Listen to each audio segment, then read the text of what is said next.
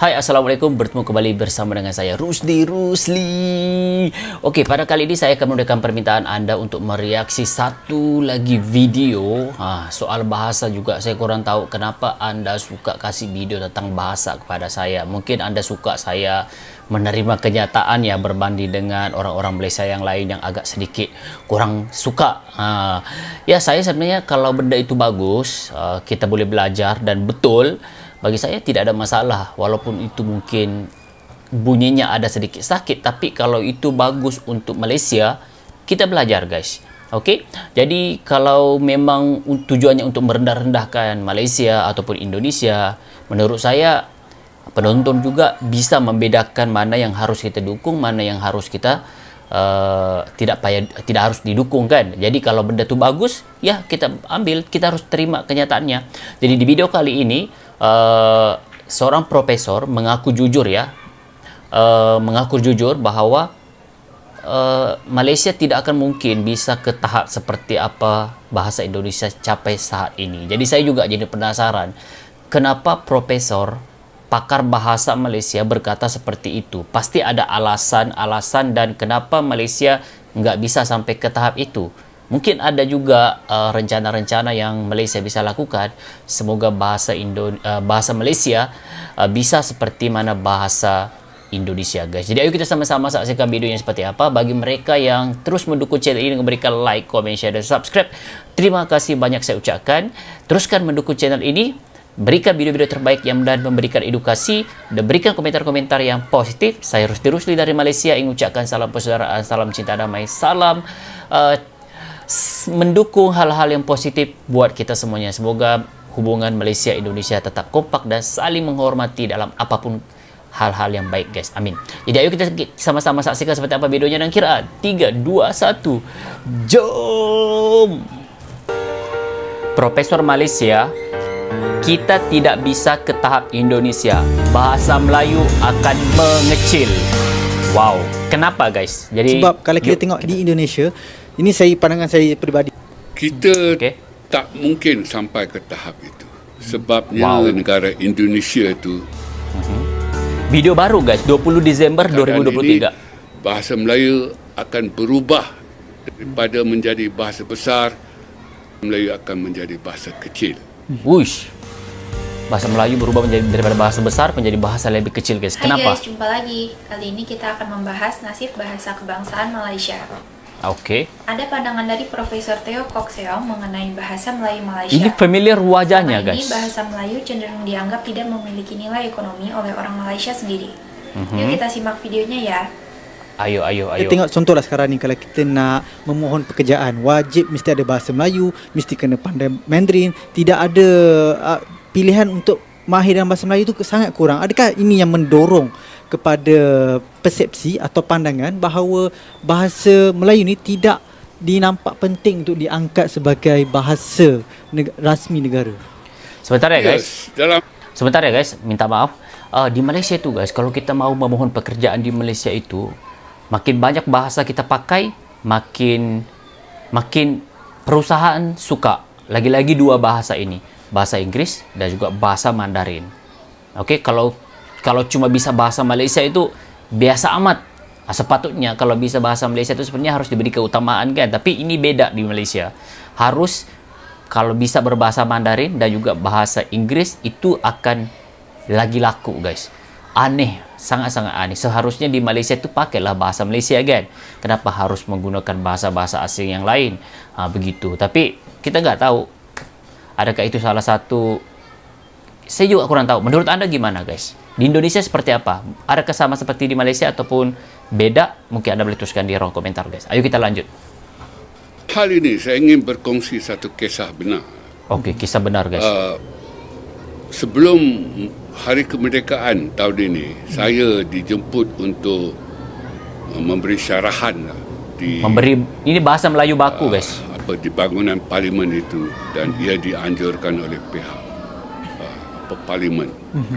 Sudah tentu dihadiri oleh ahli parlimen dan sebagainya. Jadi saya bercakap tentang sistem pendidikan kita. Sistem pendidikan. Sudah tentu saya menyentuh tentang perihal Bahasa. pentingnya bahasa Melayu iaitu bahasa negara kita. Jadi ada seorang ahli parlimen yang memberitahu, Okey.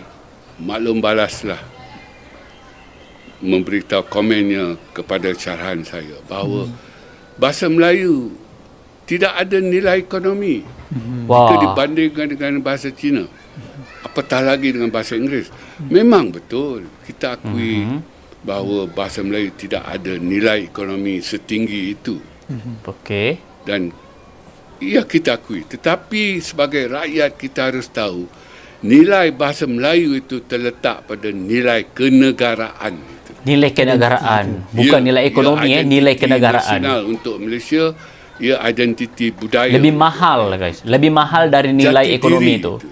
Jati Dan diri. kalau pemimpin, seorang ahli parlimen pun tak ada kesedaran keinsafan itu, bagaimana kita nak harapkan dengan rakyat jelata ini. Jadi Betul. saya kira persoalannya kita tidak ada jati diri. Betul. Jadi perlu sangat-sangat kita bina balik jati diri ini. Yang Sebentar, tak guys. dahulu ada. Sebentar ya guys, apa yang saya dapat rasakan di sini guys, di Malaysia itu lebih ke bersifat ekonomi guys. Mana yang lebih bersifat ekonomi, bersifat pekerjaan, bersifat materialistik, bukan lagi bersifat kenegaraan. Kalaulah memang bahasa Melayu itu seluruh daripada atas sampai ke bawah, daripada pimpinan atas sampai ke bawah berfikir bahasa Melayu itu adalah kenegaraan, jati diri kenegaraan, dia tidak akan kaitkan dengan ekonomi. Kerana menurut saya jati diri itu lebih mahal berbanding dengan nilai ekonomi itu. Walaupun mungkin bahasanya tidak terlalu besar, tidak ramai yang menggunakan, tapi kalau ada jati diri itu boleh memberikan impak yang besar kepada ekonomi dalam sesebuah negara itu juga. Tapi disebabkan nilai ekonomi, kerana mereka melihat kepada nilai ekonomi, sehingga kan bahasa Melayu harus dikorbankan, jati diri sebagai bangsa dikorbankan. Ini kesadaran yang tidak terlihat oleh pemimpin atas sehinggalah ke bawah, dan kami sebagai rakyat Malaysia yang rakyat-rakyat biasa ini pun orang atasan sendiri pakai bahasa gado-gado. Kenapa kita harus menggunakan bahasa Indonesia, bahasa Malaysia secara baku? Ikut aja begitu. Itu kan bahasa ekonomi, bahasa standard, bahasa orang yang moden, begitu. Akhirnya jati diri sebagai orang Malaysia itu semakin hilang, dan bahasa akan makin pupus guys, makin mengecil. Berbeda dengan Indonesia, di mana mereka begitu menjadikan bahasa Indonesia sebagai identitas bangsa Indonesia. Itu perbedaan yang sangat-sangat ketara di Malaysia dan juga di Indonesia. Betul guys. Kita lanjut. Atau tidak, kita boleh bincang. Tetapi sekarang ini nampaknya tidak ada jati diri. Tidak ada jati diri. Kita tak pandang tinggi pun terhadap bahasa Melayu walaupun diangkat sebagai bahasa negara. Setakat inilah di Malaysia, nilai ekonomi pada bahasa Melayu itu ialah grade kepujian. Grade kepujian. Mata pelajaran Biasa. wajib lulus.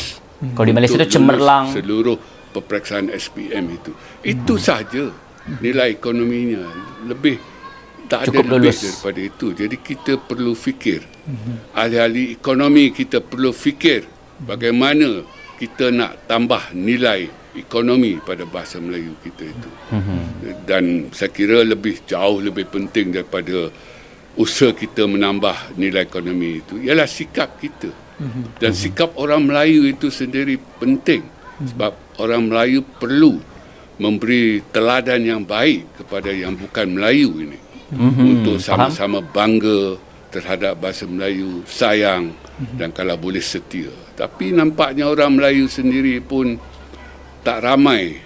Rata-ratanya tak ada kebanggaan pun terhadap bahasa Melayu ni. Dan kita dapat lihat di agensi kerajaan sendiri pun, kementerian-kementerian tertentu pun, untuk hari negara, untuk Hari Sukan Negara di Malaysia ni sudah lama kita ada program Fit Malaysia. Fit Malaysia. Kenapa perlu diberi nama Inggeris Fit Malaysia? Fit Malaysia. Tak boleh ke diberi nama Melayu, Malaysia Sihat ke? Malaysia Sihat. Cergas ke? Itulah guys, masalah bahasa Malaysia yang kurang dihargai hingga saat ini. Profesor Theo juga membahas nasib bahasa Malaysia di masa depan yang kemungkinan akan menjadi bahasa yang kecil. Yuk kita lanjut ya. Sebab kalau kita tengok di Indonesia, ini saya pandangan saya Indonesia guys, sebab Indonesia. Bila saya pergi sana, saya pernah jumpa rakyat Indonesia yang merupakan Cina lah, kaum dia. Cina. Bila dia bercakap English memang fasih, tapi bila dia bercakap bahasa Indonesia tu, kalau saya tutup mata saya tak tahu pun dia tu Cina. Jadi adakah kita belum sampai ke tahap itu lagi? Okey. Slang Cina-nya tu kan tak mungkin Indonesia itu keren. Sebabnya, tak mungkin kita di Malaysia ni kita menggunakan petua yang tak sama dengan yang diguna pakai di Indonesia itu untuk membentuk negara bangsa itu. Maknanya untuk melahirkan warga negara Indonesia itu, Indonesia menggunakan petua asimilasi. Sedangkan kita menggunakan integrasi. Jadi, integrasi. Beda ya. Sudah tentu hasilannya dengan izin outcome-nya berbeza. Dan kita dapat lihat kan apa yang wujud di Indonesia dengan apa yang wujud di negara kita. Jadi itulah hasilannya. Itu asimilasi menghasilkan. Apa itu asimilasi ya? Lihat di Indonesia. Bergaul ya guys, asimilasi. Warga dunia lihat di Indonesia dan yang di Malaysia, warga dunia pun dapat lihat apa yang wujud di Malaysia. Jadi itu dua hasilan daripada dua petua yang berbeza. So bila kita tengok bagaimana kita sebagai orang Malaysia asimilasi itu kan dia macam tidak ada perbedaan di antara suku yang ada di Indonesia. Walaupun kamu minoritas di Indonesia itu, kamu tetap bangsa Indonesia. Tidak ada istilah macam kamu India ya, kamu Tionghoa ya, kamu bukan orang Indonesia. Tidak, maksudnya di situ asimilasi, kamu juga berhak menjadi bangsa Indonesia menggunakan bahasa Indonesia juga. Jadi asimilasi itu yang sudah tertanam sejak lahir, sejak dulu sehingga sekarang, membuatkan suku-suku di Indonesia itu walaupun asalnya mereka itu Tionghoa, Tamil, India begitu, tapi bahasa Indonesia itu keren banget guys. Berbeda dengan Indonesia menggunakan sistem integrasi begitu. Jadi ya macam sekolah binakular lah macam tu. Sehingga kan mereka tu lebih suka bahasa ibundanya berbanding dengan bahasa negaranya itu sendiri. Itulah perbedaannya sehingga kan hasilnya berbeda sehinggalah sejauh ini guys. Saya pernah cerita dalam video saya sebelum ini, teman saya Chinese di Malaysia itu ada yang langsung nggak bisa berbahasa Melayu. Bahkan kalau mau kita dorang faham bahasa Melayu tapi mau cakap itu susah banget. Harus menggunakan bahasa Inggris guys. Ataupun dicampur-campur. Ya bahasa gaduh-gaduh. Nah macam tu. Jadi kita pun sebagai rakyat Malaysia ni pun harus menggunakan bahasa gaduh-gaduh juga. Kerana kalau kita menggunakan baku bahasa Melayu, mereka nggak ngerti guys. Ada beberapa kosakata mereka nggak ngerti sama sekali. Kerana dalam sistem pendidikan di Malaysia, dia meletakkan satu standard itu harus lulus biasa aja. Lulus aja. Dia tidak ada satu macam harus dapat begini baru lulus. Enggak, harus lulus aja. Kepujian yang dibilang oleh profesor tadi. Jadi kalau ini berterusan, memang bahasa Melayu akan terus ketinggalan jauh sama Indonesia. Benar guys, ini kenyataan, bukan omong kosong. Yang menonton di sini, ada orang Malaysia yang menonton di sini, kita harus terima kenyataan tuh. Jangan menidakkan perkara yang nyata di Malaysia. Semoga anak-anak yang akan datang akan terus improve, memperbaiki bahasa kebangsaan itu sendiri sebagai jati diri bangsa Malaysia itu sendiri. Kita lanjut guys. Kikan diri kita di peringkat antarabangsa berbanding dengan Indonesia. Sebab ini saya buat saya punya pemantauan berdasarkan hanya kalau kita tengok movie saja, kita tengok filem. Filem. Bila mereka melihat orang Malaysia, mereka akan bercakap bahasa Inggeris. Tapi bila mereka melihat Indonesia, mereka boleh nak bercakap bahasa Indonesia. Adakah ini menunjukkan identiti mereka jauh ke depan berbanding kita sebenarnya? Sudah tentu. Sudah tentu. Wow. Identiti mereka jauh ke depan. Kerana jati diri yang diperlihatkan oleh mereka sendiri itu.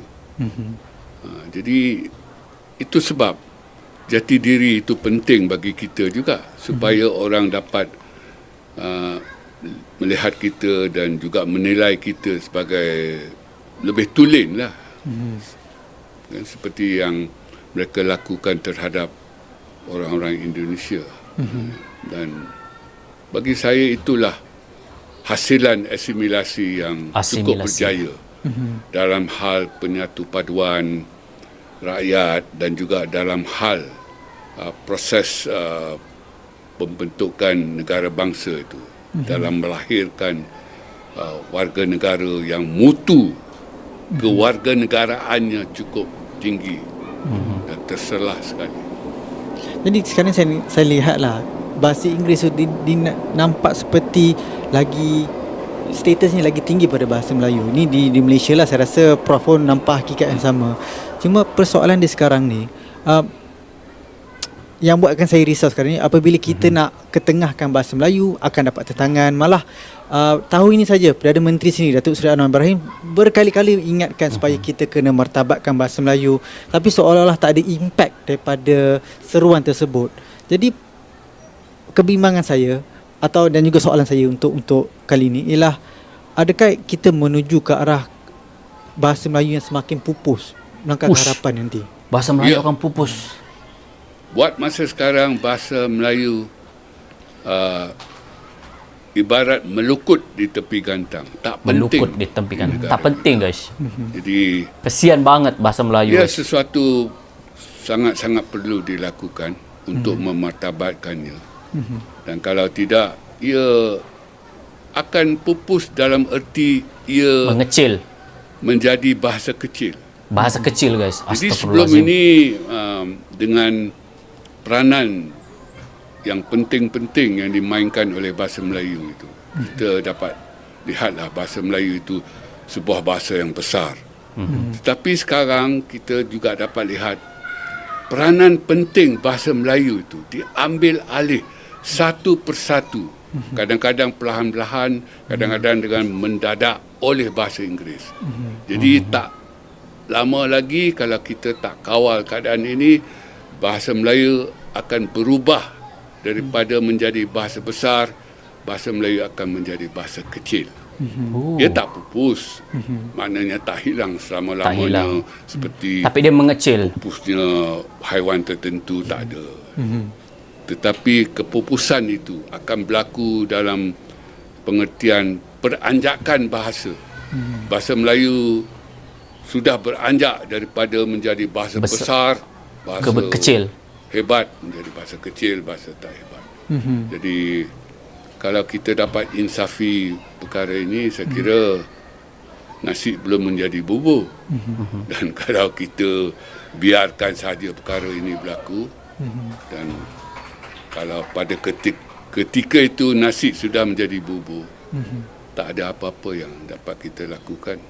Hanya kenang-kenangan seperti kita pernah dan selalu bangga bahasa Melayu lingua franca di seluruh Asia Tenggara pada abad ke-16. Nostalgia semata-mata. Begitulah guys nasib bahasa Melayu Malaysia sekarang. Kesian banget ya. Masalah bahasa Malaysia tampaknya akan sulit diselesaikan dalam jangka pendek. Sebab bahasa Malaysia sudah dalam keadaan yang amat memprihatinkan, yakni kurang dihargai oleh orang Malaysia sendiri. Terima kasih sudah menonton sajian kami, sampai jumpa lagi. Mantap. Wow. Oke guys, video ini harus dinonton lebih ramai orang Malaysia guys, supaya bahasa Melayu di Malaysia dapat diselamatkan.